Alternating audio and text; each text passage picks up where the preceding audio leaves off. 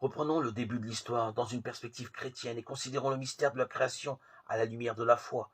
Dieu a créé l'univers, évidence du croyant. Mais que signifie au juste créer pour Dieu? Au plan humain, on parlera de création artistique, par exemple chez quelqu'un qui fera apparaître un objet auquel personne ne songeait ou n'était capable de produire auparavant.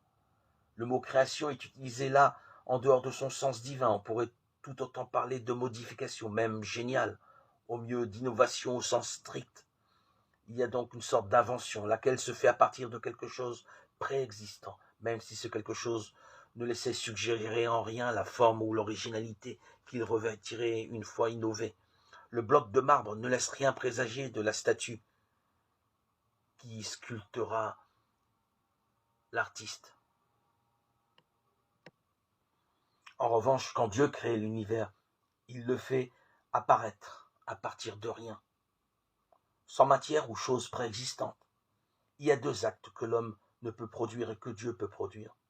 L'homme ne peut pas créer une réalité, mais il peut la transformer. Il pourra façonner une poterie avec de la glaise. Pourtant, une matière lui sera nécessaire pour la transformer. Il sera capable d'inventer la fission nucléaire, mais il devra disposer de l'atome et le traiter, le transmuter en vue de réaliser son projet.